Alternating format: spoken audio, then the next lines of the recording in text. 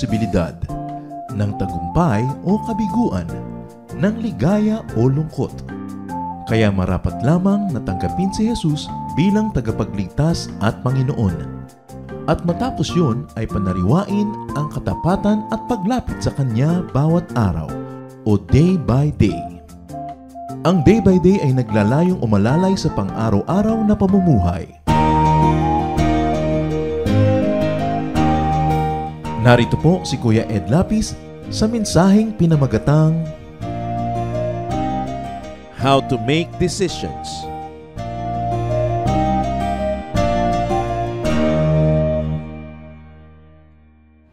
Marami mga tanong pagka mayroong humihingi ng payo. Kung tutuusin mo, ang talagang general question nila is, how can I make good and godly decisions? Iba-iba yung mga detalye ng tanong at hindi mo naman pwedeng mabigyan lahat ng particular and specific answer. Kaya mahalaga ay magkaroon tayo ng isang pag-aaral, general principle on how to make decisions. Hindi pwedeng itanong sa counselor, sa pastor, sa sino man ang bawat gagawin natin. Ang mahalaga, meron tayong equipping how to make godly decisions. Dear God, we thank you that you want us to make good decisions. Pagpalain niyo po kami ngayon na kami ay magkaroon ng kaliwanagan kung paano magpapasya at paano gagawa at bubuo ng mga pasya sa malalaki man o maliliit na issues ng buhay namin. Ngayon, humihiling kami ng simpleng mensahe na aming maunawaan at maipapamuhay at matatandaan, lalo na sa mga oras ng kalituhan. Patawarin niyo po kami sa mga kasalanan namin, aming Diyos. Ang mga kulang namin, inihiling namin punuan ninyo. At kayo po, ang tinig niyo, maging gabay, liwanag ng aming buhay. We ask you to speak to us powerfully. Use your servant only as your instrument. But may your voice be heard, O God. Lead us, heal us, encourage us, correct us. In the name of your Son, Jesus, we pray with thanksgiving. Amen. How do we make decisions? Araw-araw, meron tayong pasyang ginagawa. May maliit, may malaki. Merong napakahalaga, merong di naman ganong kalaki ang kahalagahan. Pero dapat pa rin tama ang desisyon. When we make decisions, first of all, get guidance from the written scriptures, meaning the Bible. Salamat na lang, napakamahalagang general teachings and sometimes even specific teachings are in the Bible. Knowledge that comes from the Bible save us from ruin, from grave mistakes, and even push us to greater accomplishment. Psalm 119, 105, your word is a lamp to my feet, a light on my path. Siyempre, ang image rin ito ay isang taong naglalakad sa dilim ng gabi na maaari siyang makatapak ng ahas, maaari siyang matalisod, maaaring mahulog.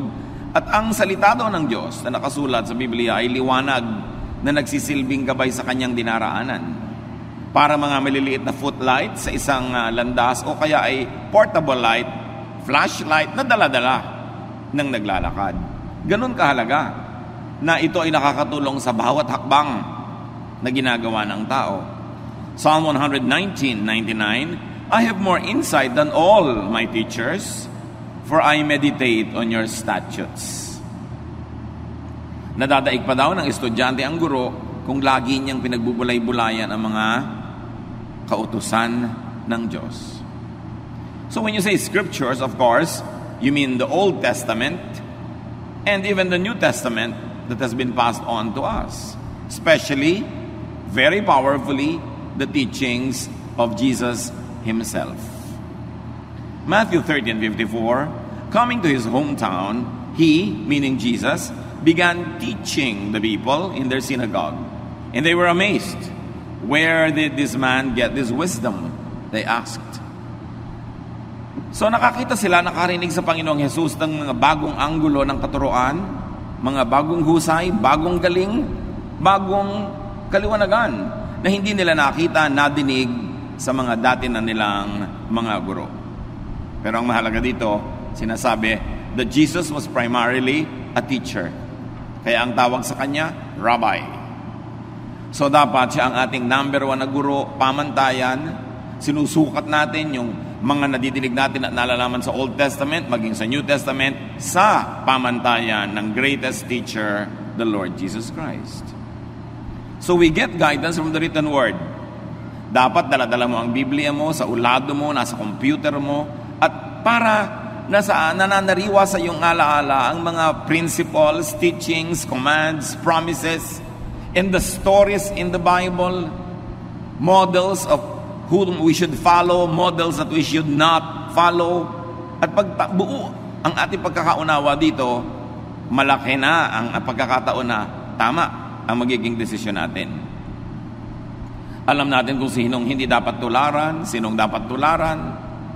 Alam natin kung ano ang mga pamantayan na ibinigay sa atin. Napakahalaga nung nakasulat. At dahil nakasulat, hindi na napapalitan, kaya hindi pa bago-bago. Pwedeng asahan. Bukod dyan, you get guidance from the spiritual scriptures. Bansag ko lang yon na spiritual scripture. Ibig sabihin, yung salita ng Diyos, utos ng Diyos na hindi nakasulat. Like revelation by the Spirit. Guidance, ideas in the realm of thought. Pwede ka magbukas ng pahina ng Biblia para humanap ng guidance. At pwede din ipikit mo ang iyong mata, patahimikin mo ang iyong puso, magbulay-bulay ka, at marinig mo yung munting tinig ng Diyos na kumakausap sa iyong espiritu. Acts 8:29, the Spirit told Philip, go to the chariot and stay near it. In other words, hindi naman si Philip ang nag-isip na pupunta siya doon sa taong ito na nakasakay sa isang karwahe para niya turuan ang salita ng Diyos. Ang Espiritu ng Diyos ang nag-udyok sa kanya. Kung paano niya ito nadinig? Sound waves ba to? Thought waves ba? Hindi sinabi sa atin. Pero, nakuha niya yung mensahe at sinunod niya. So, these so-called spiritual scriptures are not written, but they could be given in conscious thought. Paggising ka, mulat o nag-iisip, they come in inspiration, realization, enlightenment, kaliwanagan. Ibang iniisip-isip mo, binubulay-bulay, tapos biglang nalaman mo. Biglang nagagap mo, nakuha mo yung ideya, kaiisip mo. Conscious. Acts 13:4, the two of them, sent on their way by the Holy Spirit, went down to Seleucia and sailed from there to Cyprus. So maaaring gusto mong pumunta doon pero nakasara ang pinto. Gusto mong gawin yon pero hindi pwede. Napag-isip-isip mo, ayaw ipagawa sa akin ng Diyos. So sa pag-iisip, sa pagbubulay-bulay, sa pananalangin, nahahayag sa iyo ang kalooban na hindi naman nakasulat sa Biblia. Kasi alam nga namang lahat ng gagawin mo, hanapan mo ng nakasulat. Ano kayang iluluto kong putahe ngayon? Anong kulay ang isusuot kong damit bukas? Sinong pakakasalan ko? Bibili ba ako ng bahay o hindi? Anong negosyo ang maganda? Wala ka naman makikitang exact verse na para sa'yo. Pwedeng may mga verses sa written scripture na general na pwede mong paghanguan ng specific application sa buhay mo. Pero you are already taking the license to apply it to your life. Ngayon, meron namang mga revelation na dumarating sa iyo sa pamamagitan ng paghahayag ng Espiritu.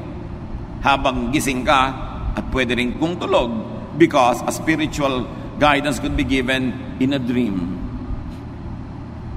Merong napapanaginipan nila ang sagot sa kanilang tanong. Pero siyempre, maiingat tayo dahil hindi mo naman alam kung aling panaginip ang dahil lang kulang ka sa paligo.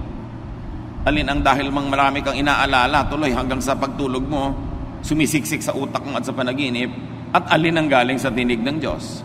Pero, yes, napakaraming instances na ginamit ng Diyos ang panaginip sa pagbibigay ng guidance sa mga tao. Acts 11:12, the Spirit told me, Peter speaking, to have no hesitation about going with them. At sa panaginip niya nakuha yung sagot.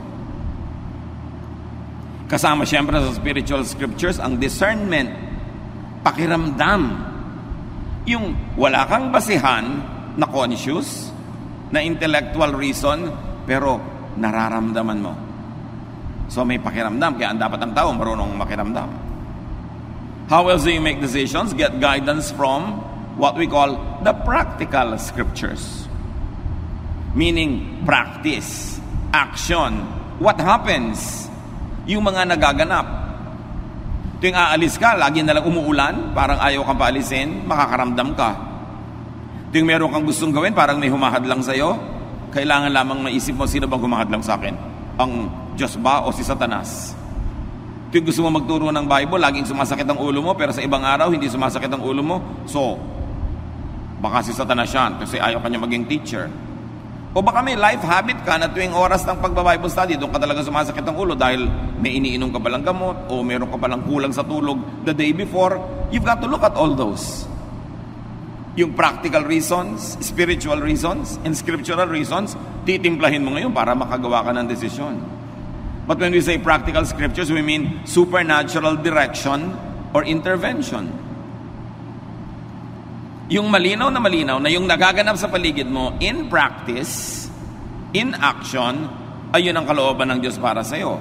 1 Kings 17, 2-4. Then the word of the Lord came to Elijah. Leave here, turn eastward, and hide in the Kerith ravine, east of the Jordan. You will drink from the brook, and I have directed the ravens to supply you with food there. So, paano naman nadinig ni Elijah yung boses? Hindi sinabi sa atin kung voice waves o thought waves. Pero ang mahalaga, mayroong supernatural intervention. Tagtuyot, pero doon may bukal na may lumalabas na tubig. So, malalaman nyo, dito nga ako gustong patirahin ng Diyos ngayon kasi may tubig. Tapos, wala namang pagkain doon, nasa gitna ng kawalan. Pero may mga uwak, mga ibong mandaragit, magnanakaw ng mga pagkain ng may pagkain, hindi ang dagit-dagit nila. Pero itong mga ito ang nagsusupply kay Elijah ng pagkain. Dumadating sila, may dala-dalang pagkain. Can you imagine itong ibon, hindi niya kinakain yung pagkain. Nandun na sa kanyang tuka. At iiwan pa niya para sa propeta. So alam mo, this is a supernatural intervention. Dahil hindi naman natural na nangyayari ang ganitong mga bagay. So clear, ito ang gusto ng Diyos. Plus, i-refer mo pa sa written scripture na ang ginagawa naman ni Elijah tama ayon sa nakasulat na kalooban ng Diyos. Therefore, you can assume that what is happening is really God's will. Then where else do we get guidance? We get guidance from the common scriptures. Yung mga karaniwan, hindi himala, hindi revelation, hindi panaginip, hindi nakasulat sa Bible, what we call natural scripture. Like knowledge. May knowledge ka naman Sabihin, Pastor, ano po bang gagawin ko? A, B, o C? Isipin mo, mag-isip ka sa palagi mo, anong pinakamabuting gawin? Nung inisip-isip ko po, B. Di yun ang gawin mo, kaya ka nga may isip. Lalong-lalo kung hindi mo mahanapan ng scripture na ilalapat, na written scripture. Hindi ka pinapapanaginip, walang spiritual scripture. Wala ring practical scripture kasi hindi naman nanghihimasok ang Diyos sa mga nangyayari sa buhay mo araw-araw para malaman mo talaga kung sa Kanya gustong pumunta. So anong gagamitin mo? Mag-iisip ka. Use knowledge, common sense, and also your conscience. How does it feel sa espiritu mo at sa puso? Dahil lahat ng yan ay galing din sa Diyos. Yung knowledge, common sense, conscience, galing sa Diyos. Pero, pwede rin niyang mabaluktot, madaya ng ating kaaway na spiritual. Kaya hindi lang basta konsyensya ang pinapakinggan, ito ba'y konsyensyang nakababad sa salita ng Diyos? Konsyensyang masunurin sa kalooban ng Diyos? Therefore, ito'y konsyensyang magiging sensitibo sa mali at sa tama. Kasi hindi siya gasgas. Hindi siya puro kalyo na wala nang maramdaman. Kasi may mga konsyensyang wala nang maramdaman. Hindi ibig sabihin walang dapat maramdaman, kundi nawala na ng pakiramdam. Dahil hindi pinapakinggan yung konsyensya. Pero yes, kasama pa rin yan sa pagtimpla natin ng desisyon. How does it feel? What do you think of it? What does the Bible say? Ano ang nakikita mong mga nangyayari sa paligid? Pinagsasama-sama. Pero meron talagang salita ang Diyos na hindi nakasulat sa papel, sa computer, hindi nakauka sa bato, nasa puso ng tao. Kaya kasama ang puso sa pagtitimbang ng mga bagay-bagay. Romans 2:15, this proves that a conscience is like a law written in the human heart, and it will show whether we are forgiven or condemned. So yun daw budhi, yung bait, yung konsyensya, ay tulad din ng batas ng Diyos na sa puso naman isinulat. So kasama rin yon. Ano ang sinasabi ng aking puso? Ano ang sinasabi ng nakasulat na verses? Ano ang sinasabi ng mga pangyayari sa paligid? Ano ang sinasabi ng aking mga panaginip? Ano ang sinasabi ng karunungan ng mga taong nakapaligid sa akin, lalo na mga makadiyos na tagapayo? Pinaglalakip-lakip natin yan bago tayo gumawa ng mahalagang desisyon. Get guidance from common sense, from knowledge, from experience. Dahil yan ay pagpapala din sa atin ng Diyos. Halimbawa, ang mga Hudyo, ang mga unang naging Kristiyano, hindi naging malinaw sa kanila agad-agad kung ang mga kaugalian nila at katuruan ng pagka-Hudyo ay itutuloy pa nila ngayong sila'y Kristiyano na. Pero may mga ibang uri pa ng tao na naging Kristiyano, mga Hentil, Gentiles, non-Jews. In other words, yung cultural baggage ng mga Jew, hindi cultural baggage ng mga Gentile. Halimbawa, Jewish men, Jewish boys always had to be circumcised. Gentile boys were not required. Jewish people were required to eat this and not to eat these types of food. The Gentile people were required by other dietary traditions.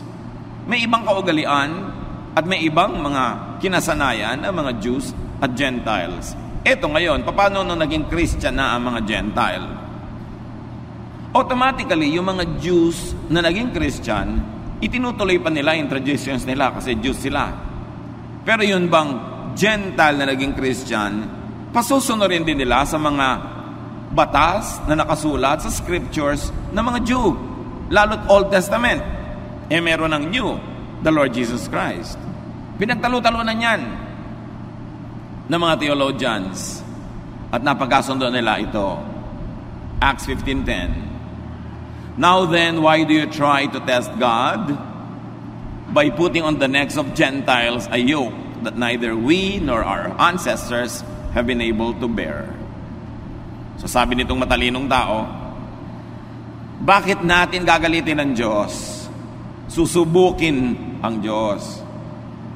Sa pamamagitan ng paggigiit natin, pagpipilit, na yung mga napakahihirap natin mga batas at tradisyon na tayo nga hindi natin masunod at hindi rin nasunod ng mga ninuno natin, ipapamana natin at ililipat at pipilitin pang sundin ng mga Gentiles sa naging Christian. Hindi pa ba sapat na maging Christian na lang sila? Huwag na silang gawing Hudyo. At ang napagkasundoan, yes, huwag na nga.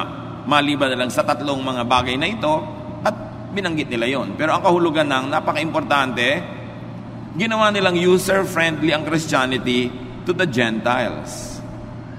Yung mga hirap na pagsunod sa mga batas ng pagiging Hudyo, di na nila iginiit na sundin din ng mga Gentiles. In other words, sa pagtuturo nila sa mga Gentile Christians, may mga nakasulat sa written scripture sa Old Testament na nasa tradisyon nila na hindi na nila ipinilit pa na sundin din ng mga Gentiles.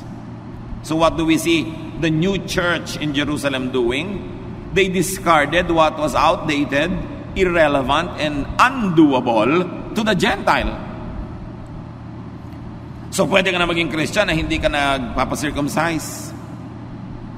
Hinayaan na nila yung mga Gentiles sa kainin yung mga dati nilang kinakain, except sabi nila, huwag kayong kakain ng mga karning, yung dugo ng dumpa. Yun ang isa nilang mga iginiit. 3 lang, yung pinilit nila, yung isa, huwag na mamuhay sa immoralidad, etc. Pero, kung tutuusin, by very strict Jewish standards, binebreak nila ang Old Testament, di ba?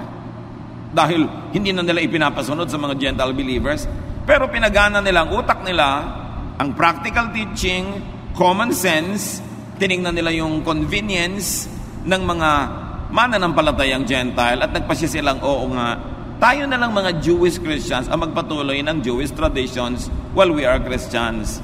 But the Gentiles need not become Jews just so that they could be saved. So, in the manner of speaking, the apostles were discarding a lot of written scripture in favor of the unwritten one. Common sense, knowledge, conscience, and kindness to the new believer. Hindi sila nagpakamatay, pumatay, at nanggera para igiit yung written scripture na sa culture and lifestyle of the new believers, wala namang ugat, walang pinag-ugatan, hindi kakapit, at wala namang kahulugan. Yun na lang pinakakonte ang itinira nila para yung mga Kristiyanong Gentile, hindi na sila mabigatan tulad ng bigat na dinala ng Israel na sila na rin ang umaaming di naman nila na kayang dalhin. Saan pa tayo kukuha ng mga basihan ng pagde-decide? Among the common scriptures, nature. Kailangan marunong ka rin makinig sa nature dahil Diyos ang lumikha niyan. Luke 12:54, he said to the crowd, when you see a cloud rising in the west, immediately you say, it's going to rain, and it does. Yan ang sabi ng Panginoon. Pag nakakita kayo ng senyales sa himpapawirin na may ganitong uri ng ulap, alam niyo uulan, at uulan nga.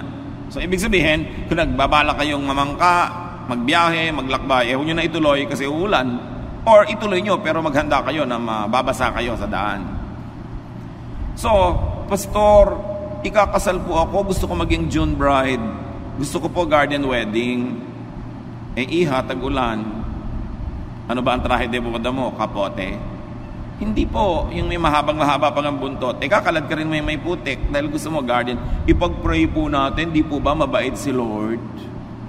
Ikaw mag-pray mag-isa mo. Tag-ulan, hindi ko sasabihin sa Diyos na huwag niyang paulanin kasi tag-ulan eh. So kahit anong dasal ang gawin mo, ano yung faith mo at binaha yung kasal mo, huwag ka magtampo sa Diyos because you must listen to nature. God is the author of nature. Kahit ka pastor, kahit ka banal, sumakay ka sa barkong sira, lumubog, mamamatay ka. Hindi na dadaan sa kabanalan yung lulutang ka sa tubig. Dahil sabi ng gravity at ng law of buoyancy, lulubog ka. When your weight is greater than the weight of the water that your body displaces. So, lulubog ka. You've got to respect nature. Huwag mong daanin sa dasal. Huwag kang humingi ng himala. Sumunod ka na lang sa nature. Magpakasal ka ng Pebrero, bihirang umulan. At kung talagang sure ka, ayaw mong mabasa yung mga entourage mo, edi indoors, ba't makailangang garden pa?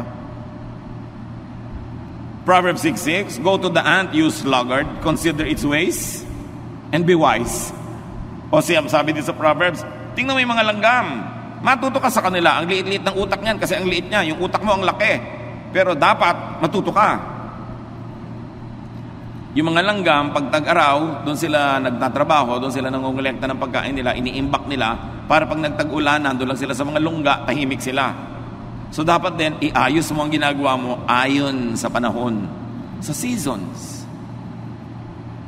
Hindi mo makikita sa scripture kung kailan na magandang date ng pagpapakasal. Pero makikita mo sa nature kung ano yung date na bagay sa motif ng kasal mo. Luke 21:29-30. Look at the fig tree and all the trees. When they sprout leaves, you see for yourselves and you know that summer is near. Kahit sa puno, makakabasa ka ng mensahe ng Diyos. Malapit na magtagulan, malapit na magtaginit. Pag wala ng dahon ng puno ng siniguelas, alam mo na kung anong panahon. Pag nagpupulahan ng mga ponsetya, alam mo mangyayari. Nandun yun. Isa pa na pa rin pagkuhanan ng guidance, common scripture, science. The most useful and practical science, physics. Then you can also learn from chemistry, biology. Medicine comes from that, from a lot of chemistry and biology. May sakit po ang nanay ko, ipag-pray natin. Pinainom mo na ba ng gamot? Hindi po, ipag-pray na lang natin. Painumin mo na ng gamot. Ipa-doktor mo. May pinaghihimalaan. Paano kung hindi paghimalaan ng nanay mo? Di gamitin mo yung natural, available, scientific way para siya gumaling dahil Diyos din naman ang nagsulat ng mga laws of science. 2 Kings 20:7, merong haring mamamatay na. Then Isaiah said, prepare a poultice of figs. They did so and applied it to the boil, and the king recovered. Mamamatay na yung hari, yung pala ang gamot lang naman konting mga dinikdik na mga dahon-dahon na itinapal, gumaling. Propeta to ha, hindi niya pinagdasal. Pinagdikdik niya ng dahon because alam din niya yung science of medicine. So kasama sa pagde-decide yun. Ipapagamot po ba namin ang nanay namin o ipapapray? Di gawin mo pareho. Pero ipagamot mo kasi yun ang sinasabi ng pinakamababaw, pinakauna na pangangatwiran, yung natural. Why go against natural law when you can follow the natural law? Si Timothy, laging sira ang tiyan. Sinabi ba ni Paul, manalangin ka? No. 1 Timothy 5:23, stop drinking only water and use a little wine because of your stomach and your frequent illnesses. So anong payo ni Paul? Puro tubig kasi pinag-iinom-inom mo, baka may mga butete pa at mga kitikiti. Tumigil ka muna ng uminom ng tubig. Ang inumin mo muna wine kasi may alcohol yan, content, mayroong medicinal content yan, makakabuti sa'yo. So dapat marunong tayong sumunod sa science. Another common scripture that you can ask you to help make you a decision is your heritage. Kaugalian, tradisyon, na maraming mga bagong born again Christians gusto agad itapon lahat ng tradisyon. Parang wala namang matututunan mula doon. Ang tagal-tagal bago nabuo ng ating mga ninuno ang kanilang mga kaugalian, trial and error through hundreds, maybe thousands of years. Surely may pakinabang ka dyan. Job 8:8-10. Ask the former generation and find out what their ancestors learned. For we were born only yesterday and know nothing, and our days on earth are but a shadow. Will they not instruct you and tell you? Will they not bring forth words from their understanding? So ano ang payo kay Job? Hindi mo naiintindihan ang nagaganap sa buhay mo? Hindi mo alam ang sagot sa mga tanong mo? Ba't di mo tanongin ang yung mga ninuno? Para malaman mo kung ano yung nalaman na nila nun pa at alam na nila, para huwag ka nang mapagod na mag-aral pa ngayon. Papunta ka pa lang, pabalik na sila.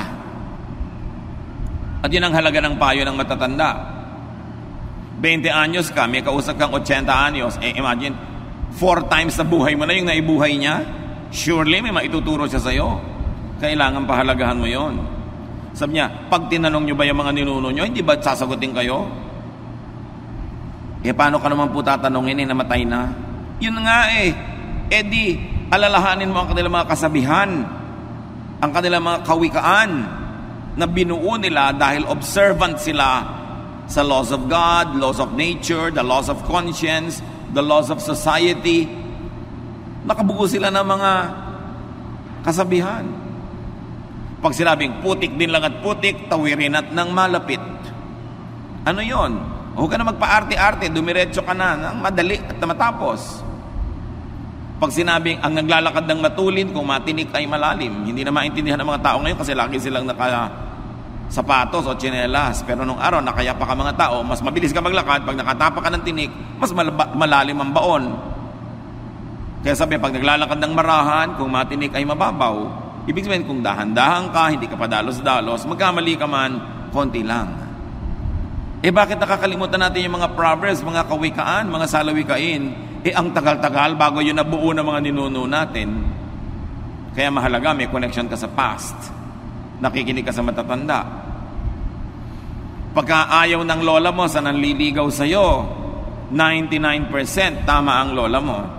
Sa dami na, nang nakita niya naman nagligawan, nagpakasal, mga naniwala, na denggoy, na 1, 2, 3, alam na niya. Kaya makikinig ka. Hindi ko mo gwapo yung nanliligaw sa'yo, gustong-gusto mo na, pero yung mga matatanda sa pamilya nyo, ayaw nila. May dahilan yun. Kung di man alam ng utak nila, meron silang pakiramdam. Ayaw mo bang pakinabangan yung alam nila? Hindi mo sila papakinggan, gusto mo, sarili mo lang ang sundin mo. Para magkamali ka. Ang dami na kasi nagkamali sa buhay ng mga ninuno natin, sila mismo nagkamali, kaya alam na nila kung ano mga landas ang dapat iiwasan. Kasama rin sa common scriptures na matatawag history. ang kasaysayan natin. Kaya hindi marunong mag-aaral ng history, hindi marunong magtala, hindi marunong matuto sa mga nakasulat na may tendency na ulitin nila ang pagkakamali ng mga nagkamali na. Esther 6, 1-2. That night, the king could not sleep. So he ordered the book of the Chronicles, the record of his reign, to be brought in and read to him. Hindi makatulog ang hari. Sabi niya, ipadala nga dito ang volume ganito, chapter gano'n ng history natin. At nag-review siya. Pinakinabangan niya ang hindi niya pagkatulog. At meron siya mga na-discover doon na mga dapat ituwid, mga dapat gawin na hindi pa nagagawa, na ituwid niya. Kasi, nire-review niya ang history. Where else do you get guidance? Aside from the written Word of God, the Word of God written in our hearts, the Word of God that is in our conscience, the Word of God that is in the counsel of wise people. Get guidance from your people's scriptures. Na binabanggit na natin kanina. Ang Proverbs, mga kasabihan. Sa Bible, nandiyan ang Proverbs sa mga Jews. Proverbs sa mga ninuno nila. Meron din tayong Proverbs. At hindi masama, hindi labag sa kalooban ng Diyos na pakinggan din natin ang ating mga Proverbs. Masyado kasing glorified kasi nakasulat, canonized, authorized yung Proverbs sa mga Jews nandun sa Scripture. Pero meron din tayo. Pakinabangan mo rin yun. Yung mga tradisyon, values of your people, the collective consciousness of a nation should be available to you when you need counsel. Anong ginawa ni Solomon? Dahil matalino siya, Ecclesiastes 12, 9-10, not only was the teacher wise, but he also imparted knowledge to the people.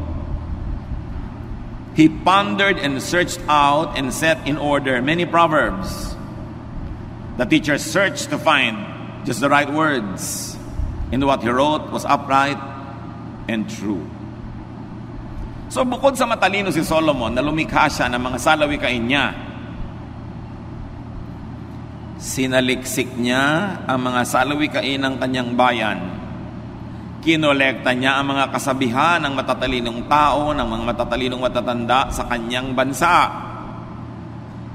At nire-write, inedit, inayos. At yun ngayon ang nababasa natin na Book of Proverbs. Kasi kinolekta niya. Kayo, kinukolekta nyo ba mga sinasabi ng lola nyo? O pinagtatawanan nyo? Kung galing kayo sa mga bayan-bayan, kung saan-saang sulok ng bansa, kinokolekta nyo ba yung mga kasabihan ng matatanda? Kasi maraming matatanda, sumasakabilang buhay na, pag inilibing sila, kasama sa libingan, ang kanilang mga kasabihan, kung hindi nyo na naisulat, wala nang makakaalam. Daang taon, libong taon bago na-develop yung mga ideas na yon. Alam nyo yung latik na inilalagay sa suman at sa bibingka, yung napakasarap na mga butil-butil na mga inilalagay sa ibabaw ng kakanin. Siguro sa isang dakot na latik, kailangan mo mga 10 nyog para mo gatain. At yung gata, lulutuin mo, ang matitira lang, yung latik na yon. Ganun ang mga kasabihan. Sa konting kasabihan, ang daming karunungan, pag-iisip, pagbubulay-bulay, trial and error ang nasangkot bago nabuo ang mga kasabihan. Tapos mawawala lang dahil namatay yung matatanda. Dapat ingatan. Dapat buuin. Your people's scriptures include living treasures, our elders. Makinig ka sa magulang, sa lola, sa mga tiya. Kahit ayaw mo nung sinasabi nila, pakinggan mo, pag-isipan mo, dahil lalo't kamag-anak ka nila, mahal ka nila sa buhay, magpapayo ba sa'yo yan ang ikasasama mo? Alangan mong sabi ng matatanda sa meeting, halika, payuhan natin yung pamangkin natin ng ikasasama ng buhay niya para magkawasak-wasak siya. Meron kayang ganun? Dapat mo pakinggan. Proverbs 1, 8-9, listen, my son, to your father's instruction, and do not forsake your mother's teaching. They are a garland to grace your head and a chain to adorn your neck. So ang imagery dito, mga athletes na nananalo sa mga timpalak, mga manunula, mga namamalagtas, mga tumatakbo, mga kumakarera, na kung nanalo, binibigyan ng bulaklak, inilalagay sa kanilang ulo, o mga dahon-dahon, tulad na nasa ulo ng mga makata, o mga bulaklak, o mga medalyang isinasabit sa kanilang leeg. Sabi dito, yan ang halaga ng payo ng magulang. Makinig ka sa tatay mo, makinig ka sa nanay mo, or their equivalents in your life. Kasi makakatulong yan sa buhay mo. So, ilan na ang pagmumulan ng ating karunungan para matimpla natin kung anong gagawin natin sa buhay? The written scriptures, the spiritual scriptures, that's in your heart, your conscience, your knowledge, natural knowledge, sciences, discernment, mga kasabihan, ipapanalangin mo pa, tapos may gagawin ka pa. Di ang dami, sasalain mo siya. Para yung makakalampas lang sa salaan, ang pahalagahan mo.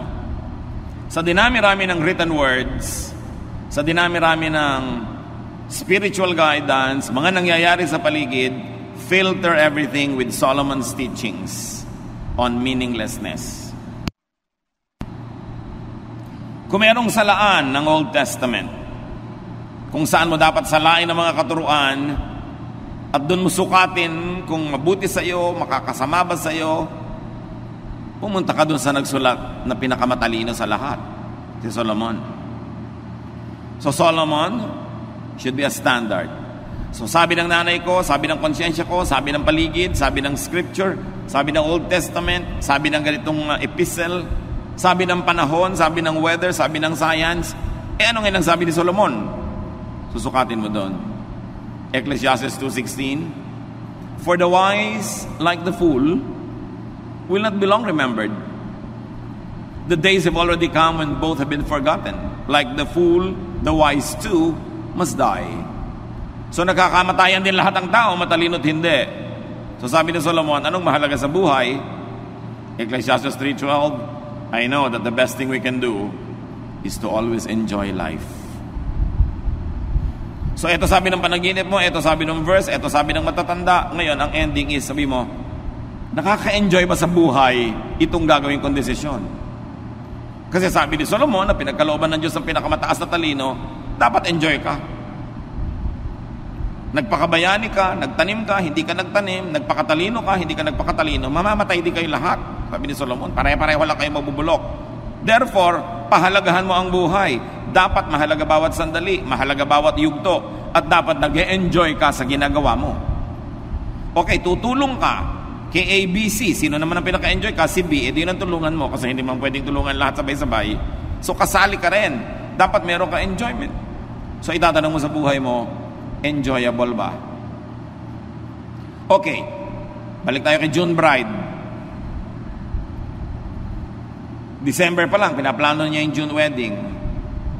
Pero tag-ulan, tag-bagyo, itatanong mo na sa sarili mo, mag-e-enjoy ba ako mula Enero hanggang Mayo na isip kung baka bumagyo sa wedding day ko? Anong obvious answer? Hindi ka mag-e-enjoy kasi mag-aalala ka. Therefore, wag na lang June. Nakakuha ka ng payo, sinala mo kay Solomon. Okay, ang gwapo-gwapo nito nanliligaw sa akin pero ubod ng tamad. Pero pag niyayakap niya ako, nakakalimutan ko na ang lahat. Pero ang point, mag-e-enjoy ka ba nakasama mo buong buhay ang batugan na yan? Gaano katagal mo at kadalas mo gustong mayakap ka maghapon? Kung maalinsangan, maiinis ka rin yan. Mag-e-enjoy ka ba? So naisip mo yun? May mga magtatanong, saang church po kaya ako mag-a-attend? Doon sa very conservative, sa hindi conservative, sa gitna. Saan ka mag-e-enjoy? Ano bang pagkatao mo? Gusto mo ba yung masayang tugtog o yung mabagal na tugtog? Gusto mo ba yung kada kibot ng buhay mo, kinokontrol ka ng leader o binibigyan ka ng laya? Alin ba? Saan ka? Saan ka mag-enjoy? Kasi pare-pareho naman Bible yung pinagbabasihan ng turo. Pare-pareho rin kaligtasan dahil sa dugo ni Jesus. Saan ka enjoy? Dapat kasama yun sa decision. At hindi lang yon, dalawa ang filter. So enjoy ka na. Kala mo pwede ka namang gumawa ng ganong desisyon. May isa pang salaan. Filter everything that's left with Jesus' new commandment on love. Nakakalito, ang daming commandment. 10 commandments, 613 misvots or additional commandments and regulations in the Old Testament. So 623 na yon. Nagdagdag pa yung mga disciples at mga apostles. May mga apostle pa na yung ayaw makinig sa kanila, gusto nilang paulanan ng apoy, etc., etc. So, sisalain mo uli. John 13, 34-35. But I am giving you a new command. You must love each other, just as I have loved you.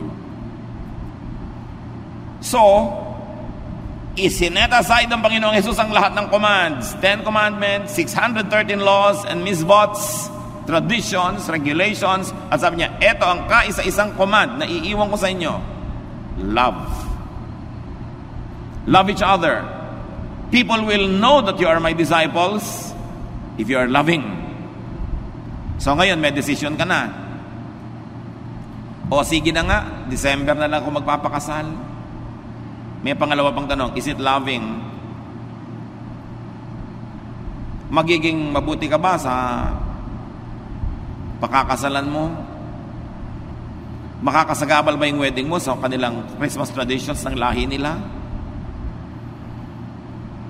Mabuti ba na gawin yun sa ganung panahon? Magiging maibigin ka ba to everyone involved? Pag sabi mong yes, it will be very loving to them, then go ahead. Pero pag sabi mong teka, hindi, magiging malupit sa iba. Pinipilit ko lang, pero actually may magsasuffer. Then you know how to decide. So pag na-factor mo na lahat yung pinag-usapan natin, sasalain mo kay Solomon, is it enjoyable? At sasalain mo kay Jesus, is it loving? Is it considerate? Is it kind? Then you will know where to stand. John 9:14-16. The day when Jesus made the mud and healed the man was a Sabbath. So the people took the man to the Pharisees. They asked him how he was able to see, and he answered, Jesus made some mud and smeared it on his eyes.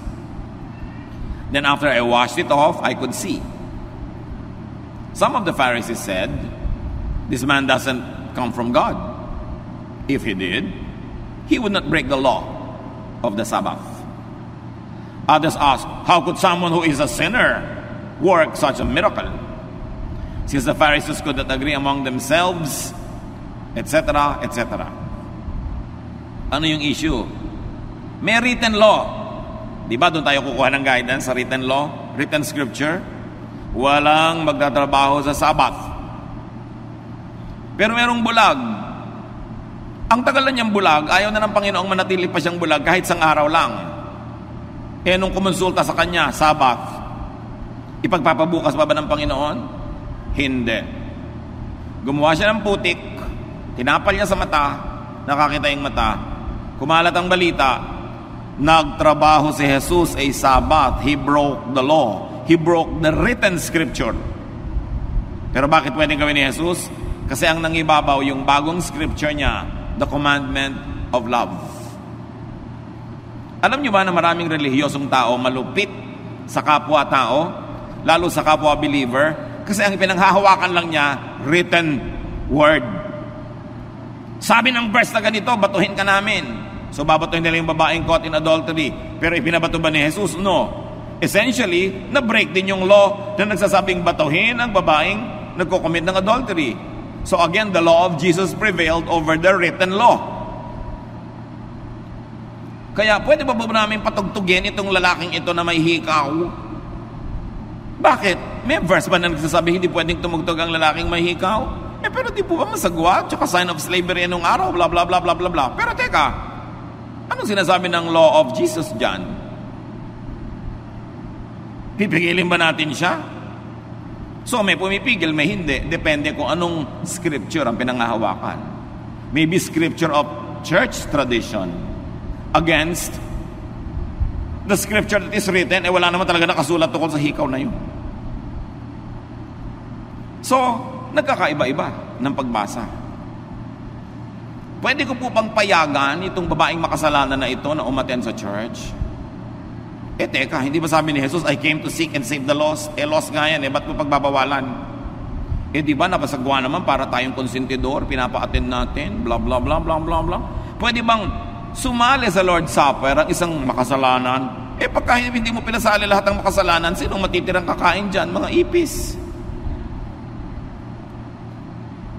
So, iba-iba, mga kapatid, ang attitude ng mga leaders, mga pastors sa mga churches. Kasi saan ba nakahawak? Doon lang ba sa written word? Si Jesus nga, diniscard niya yung mga written word ng Old Testament para manaig ang bagong command, the command to love. Meron din mga tradisyon sila, hindi pwedeng makihalubilo ang mga banal na tao sa mga makasalanan. Tapos ang laging kahalubilo ng Panginoon, mga makasalanan. Pero sabi ni Lord, well, I am a friend of sinners. At ang tanong ng mga religious leaders, bakit yung boss nyo, friend of sinners? Di ba dapat umiwas siya sa mga yan? Pero yun ang talagang laging kasama ng Panginoon. Maraming law sila about fasting, but the Lord hardly fasted except on one very famous occasion, yung 40 days na sinasawag. Tapos nung kinriticize siya, sabi niya, well, nandito pa ang inyong Lord, so bakit kayo magfa-fast? Magfast na kayo sa ibang panahon. Pag sobra ka naging technical, lagi ang pinanghawakan mo yung written verse, lalo't Old Testament pa yon, o kaya galing sa mga istriktong mga alagad ng Panginoon na mas istrikto pa kaysa kay Jesus, magiging istrikto ka rin. It's your choice. Pero sasalain mo kay Solomon, enjoy ba yan? Okay, camp ng mga kabataan, bawal mag-shorts, tag-araw, enjoy ba yan? Ang init-init. Magsuswimming ang mga young people sa beach, dapat nakapantalon, tapos papatungan mo pa ng palda, tapos naka long sleeve ka pa, at magkakapote ka pa, para walang makitang bahagi ng katawan mo. Hindi sa bahay ka na lang maligo. So ang tanong, enjoy ba yan? Loving ba yan? Saan nakahawak ang verse? May hahawak ang verse yun, kaya pagpipilitan niya, pero doon ka lang ba talaga kumukuha? Samantalang si Jesus, si Solomon, nagsabi na mag-adjust kayo. Sinasabi, makinig kayo sa payo na inyong mga magulang. Lahat ba ng payo ng magulang nyo? Verse? Dahil kumukuha sila doon sa unwritten verse. Common sense. Experience. Tradisyon. Si Solomon, nangolekta ng mga salawikain ng mga matatanda. Yung ba mga salawikain ng bayan niya, galing sa bibig ng Diyos? Written word ba yon? No. But it came from wisdom. And wisdom comes from God.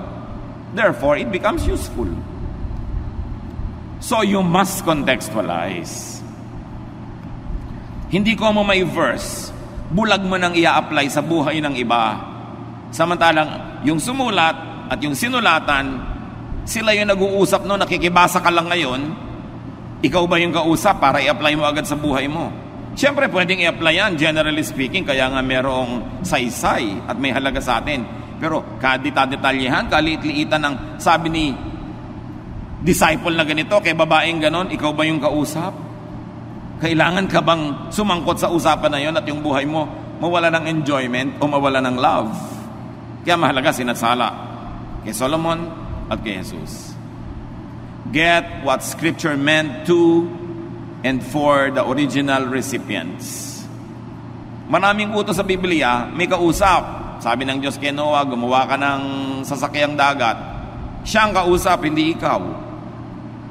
May sinabi si Paul sa mga babae sa Corinth, di sundin nila, sila yung kausap. Pero ikaw ba yung babaeng tinutukoy niya?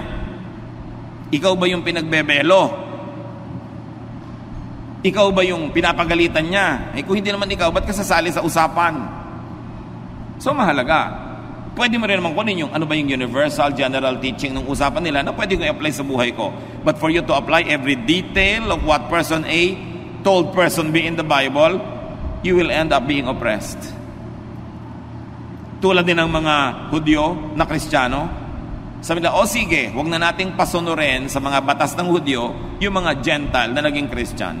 Sila mismo, yung sarili nilang batas, itinabi nila para tanggapin nila yung new reality that now the faith is no longer exclusive to Jews, but it also included Gentiles. So how do you solve that? You don't have to turn them into Jews.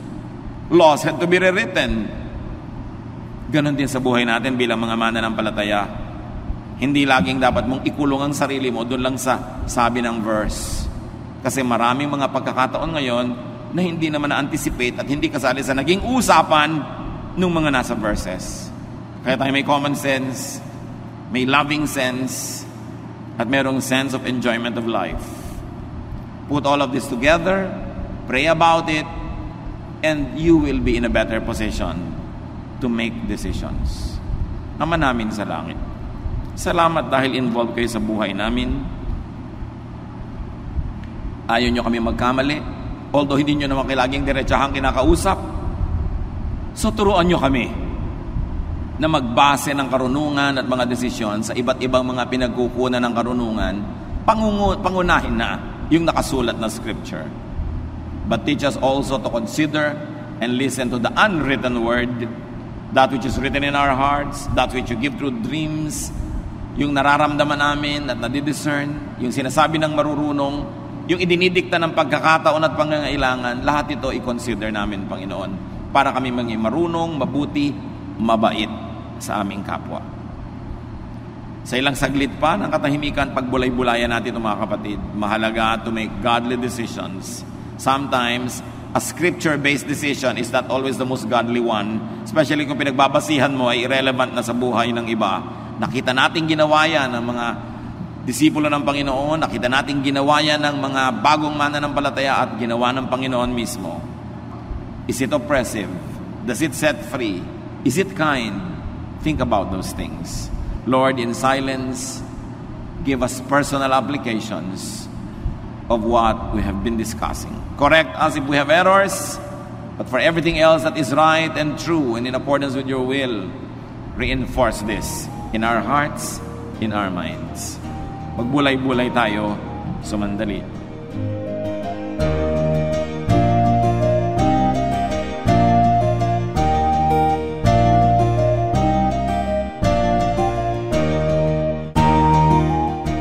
Ang katatapos pong mensahe ni Kuya Ed Lapis ay pinamagatang How to Make Decisions.